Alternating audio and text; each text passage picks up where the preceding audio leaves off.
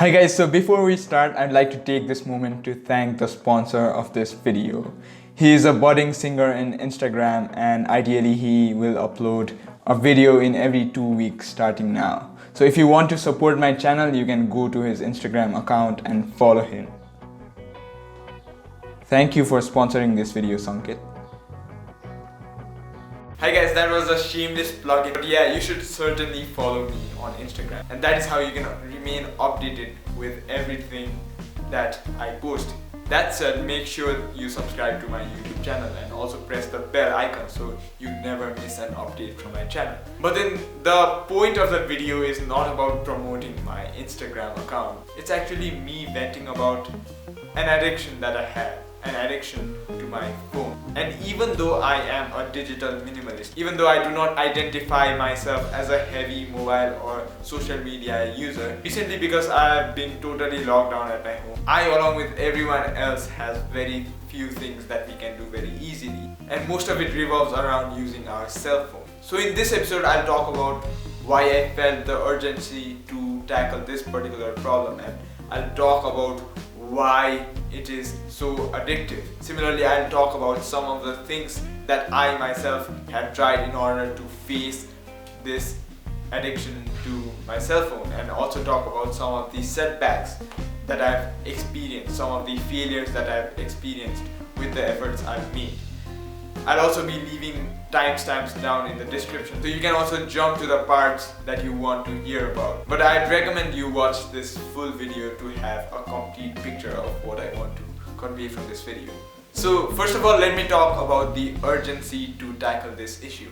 So in today's age, it's pretty normal for everyone to be heavily engaged in their mobile phones because it's very difficult not to. But then it's totally up to us to draw a thin line when it comes to using these devices, because any sort of addiction and addiction to these devices increases in an exponential manner. The time difference between your first use and the second use will be a little wide. The time frame will decrease as you use it continuously, and your addiction to it increases exponentially to the point that when you feel bad that you are addicted to your cell phone, you'll go back to your cell phone for solace. You feel bad about yourself and you would want to see what fun other people are having on Instagram. So that is a very sad place to be in. I've also been there for some time now, and I'm pretty sure many of you have experienced that. I guess it's 2 a.m. in the morning right now. So I used my phone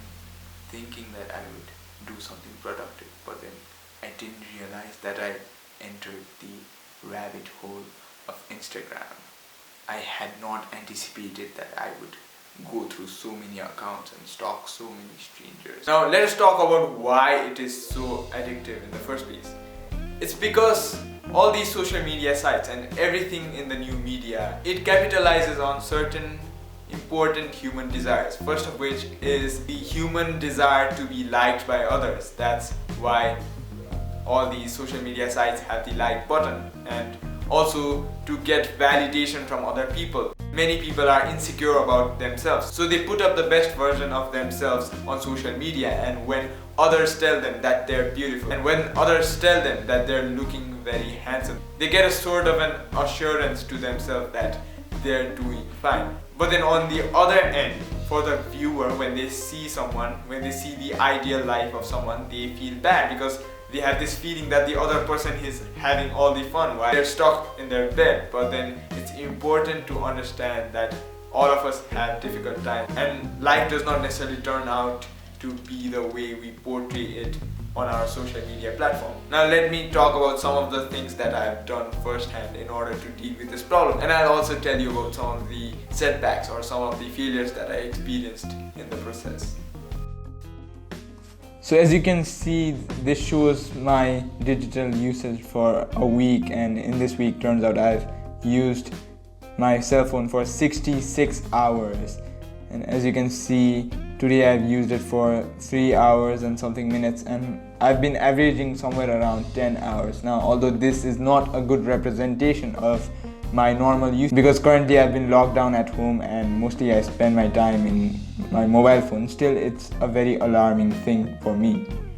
And as you can see, most of the time is going into social interaction sites, which is then followed by entertainment, and then there's books and reference, others, tools, productivity, etc. So my point is that most of my time is going into social and entertainment sites, even if I think that I'm being productive as I use my mobile phone.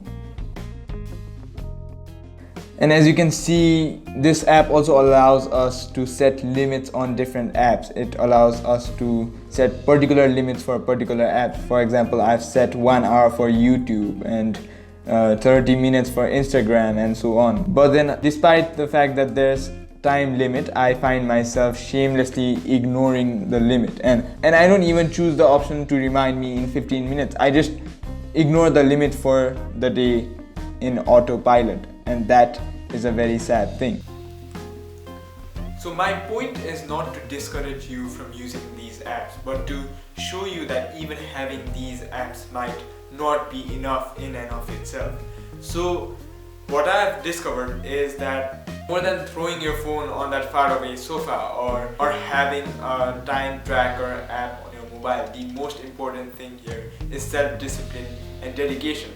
And it is also very important not to lie to yourself, because in several aspects of our life we are used to lying to ourselves, and we take lying to ourselves very easily. But then that can be called the single most cause for almost all our problems. So it's rather better to set realistic goals than have high goals but not follow them. Particularly for me, what has worked is deleting the Instagram and the Messenger app time and again whenever I feel like I'm using it a little too much, but then not reinstalling it until a certain time. For example, I've tried out not using it for a week or 2 weeks, and I've noticed that when I do not use these sites, I do not really miss them a lot. I miss using them on the first few days, but then after a few days I adapt to my new lifestyle. I let go of my mobile and I do not have to spend a lot of time on my mobile. So another thing that has really been helpful for me is substituting the usage of my mobile phone with some other good habit, which in my case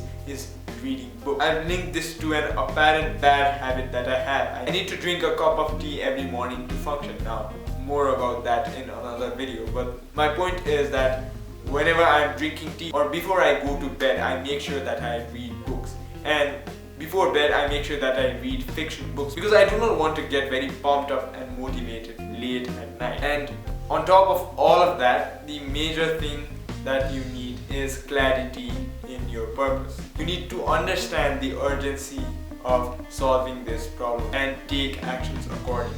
I'll certainly make several other videos related to digital minimalism in the future, so I'll include all the things I missed in this video into those future videos. So if you found this video helpful, do not forget to subscribe to my channel and also to press the bell icon. I'll be coming up with similar interesting lifestyle design related videos in the future. So I'll see you in the next video.